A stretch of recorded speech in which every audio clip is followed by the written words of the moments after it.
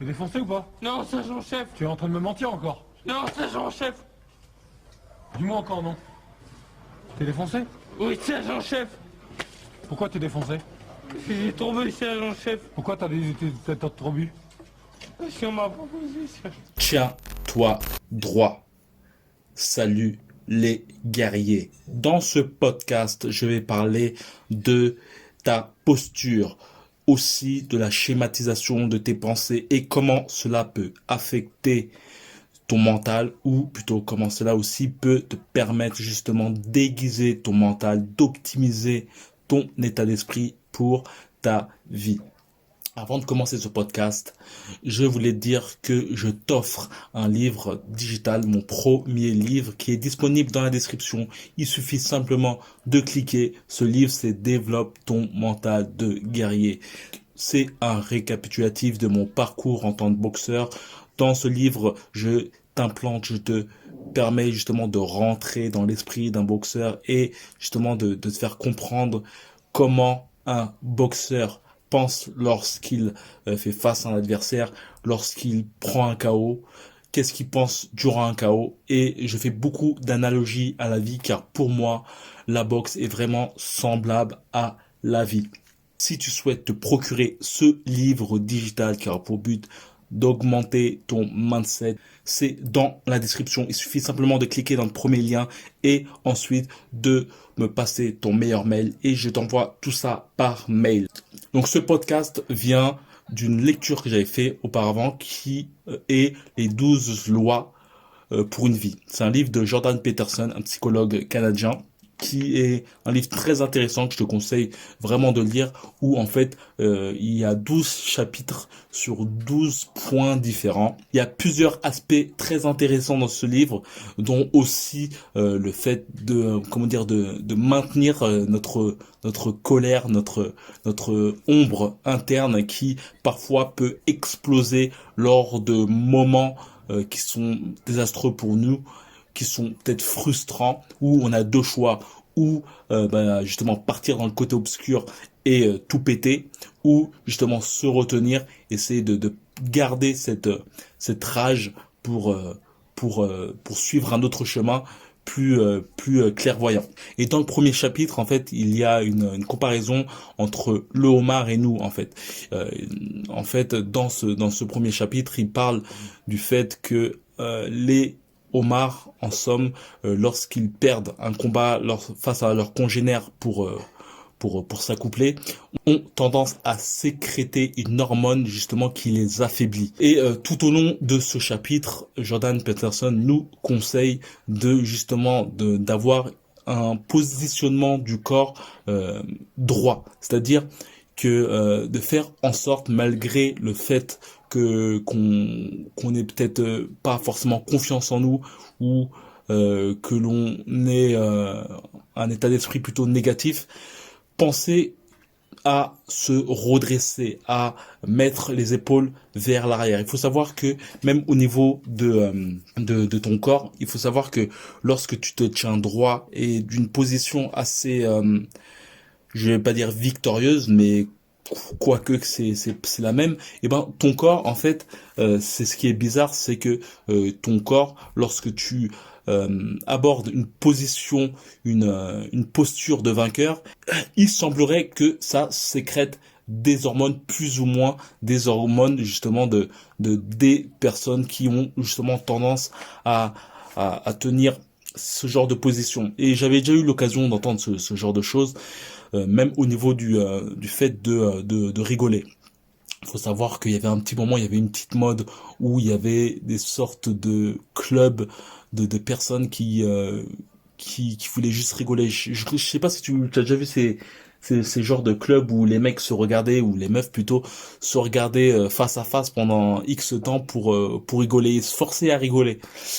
Et il faut dire que même le fait de se forcer à rigoler te permet justement de sécréter des bonnes hormones. Et c'est un truc assez intéressant à savoir, c'est que tu peux hacker justement ton cerveau.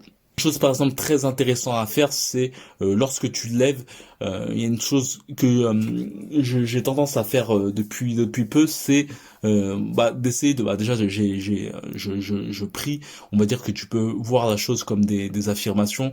Tu peux prier, ça peut te permettre d'une part, je ne sais pas si tu crois en Dieu ou pas. Ça va peut-être faire un truc un peu cuculapraline. Je pense qu'il y a beaucoup de gens qui sont loin de tout ce qui est spiritualité, tout ce qui est gratitude, tout ça, ça fait très très cuculapraline. Mais néanmoins, je pense que tout ce qui est gratitude, tout ça, le fait de remercier qu'on est dans un lit, le fait de remercier le repas et tout ça, ça permet en fait de se remettre un peu à notre place, parce que on peut voir souvent des gens gronchons se casser les couilles en disant ouais toujours être de mauvaise humeur, mais ils ont oublié qu'on est dans un pays assez développé entre parenthèses, qui nous permet d'avoir un certain confort. Et justement le fait de faire de faire des gratitudes, de faire des affirmations positives et tout ça, te permet de te remettre un peu ton côté casse-couille à ta place, et te dire bon, tous les jours en fait tu te dis que t'es pas si mal que ça en fait, et ça te permet toujours aussi de te repositionner de façon positive. C'est-à-dire que de base on a tous plus ou moins tendance à parler négativement, à penser négativement. C'est pour ça que consciemment il faut justement hacker ton cerveau en n'ayant pas peur de faire des affirmations positives, de prier ou de faire de la gratitude. Il y a une chose très intéressante aussi, c'est je l'ai lu récemment, c'est dans un truc d'auto-hypnose, c'est dès que tu te réveilles, déjà d'ouvrir la fenêtre de ta chambre ou de où tu es, et de faire des grosses inspirations pour justement oxygéner un max ton cerveau. Il y avait une méthode qui était très intéressante que je faisais il y a un petit temps, que j'ai lâché l'affaire. C'était la méthode Wim Hof. Wim Hof, si tu sais pas c'est qui, en fait c'est un mec qui a cette capacité à rester longtemps dans l'eau glacée. Il a pu avoir l'occasion aussi de nager près des icebergs, et on s'est aperçu que en fait il pouvait tenir très très très très longtemps. Et en fait il a créé une méthode, je ne sais pas si c'est du marketing ou pas, néanmoins il fait des sessions de stage où en fait il apprend aux gens justement à utiliser cette méthode, qui est basée beaucoup sur la respiration et sur des grandes inspirations. En fait le but est de oxygéner ton cerveau. Et c'est assez intéressant, en tout cas dès le matin, de suroxygéner ton cerveau. Ça te permet de remettre en place. Il faut dire un cerveau mal oxygéné et de base un cerveau qui ne fonctionne pas bien. C'est-à-dire que si tu as tendance à avoir la flemme, si tu as tendance à penser négativement, ça peut être à cause de plein de choses. Ça peut être aussi à ta façon de manger, mais ça peut aussi être à cause de l'oxygénation de ton cerveau. Donc c'est une chose très intéressante de suroxygéner ton cerveau dès le matin. Tous ces mécanismes sont très subtils, mais il semblerait qu'il y ait un impact justement sur tes hormones, le fait vraiment de se tenir droit et d'éviter d'avoir justement cette posture de victime, c'est-à-dire les deux épaules vers l'avant, qui se courbent vers l'avant. Et d'ailleurs, au niveau de justement ta posture de vaillant ou de victime, elle a un très très gros impact au niveau de tes relations avec les autres. Il faut savoir que la communication se base en général sur ta façon de te positionner.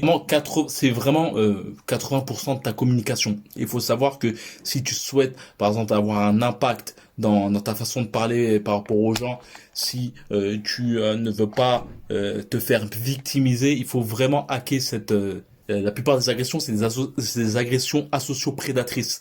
Et les agressions associo-prédatrices, c'est des agressions contre des personnes qui nous connaissent pas en fait. Ces personnes ne nous connaissent pas. Mais la chose qu'il faut savoir, c'est que En somme, ces personnes nous agressent parce que justement elles nous voient comme victimes. Et c'est un truc très intéressant à savoir, c'est que ces personnes qui agressent les gens qu'ils ne connaissent pas, en fait, ont tendance à agresser des personnes, des victimes, en tout cas dans leur façon d'être. Et c'est pas forcément, on va dire, ces personnes-là qui agressent ne sont aucunement des gens courageux. Il faut voir la chose comme des animaux, quoi. Faut savoir il faut dire que dehors c'est la jungle.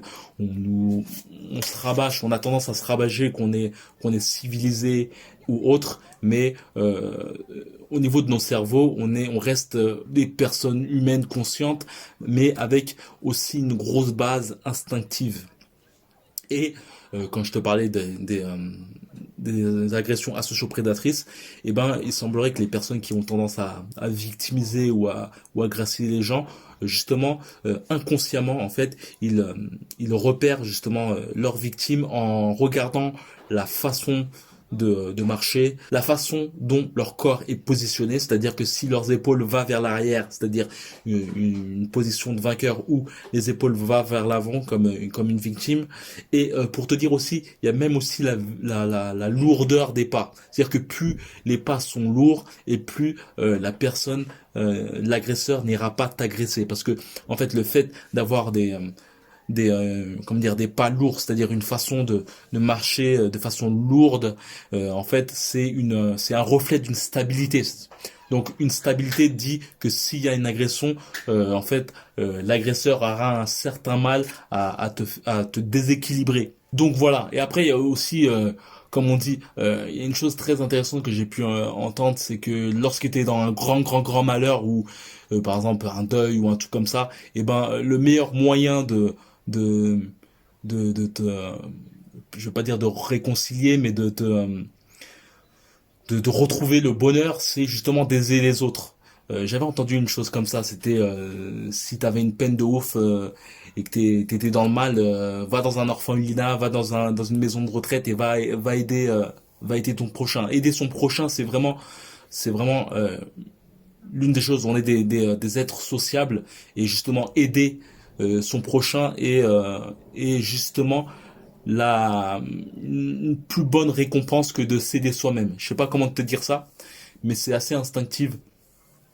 Et tu auras toujours plus de plaisir à aider quelqu'un que à t'aider toi-même. Voilà, n'hésite pas à télécharger le livre qui est dans la description. C'est Développe ton mental de guerrier. Comme j'ai pu le dire aussi, je t'enverrai aussi des mails qui auront pour but d'impacter ton état d'esprit, te permettre d'être instoppable, d'optimiser ton mindset. Donc, c'est dans la description. Il suffit simplement de cliquer, de me passer ton meilleur mail. Et voilà, on se retrouve dans les coulisses. Et comme d'habitude, que la boxe est avec toi. Force.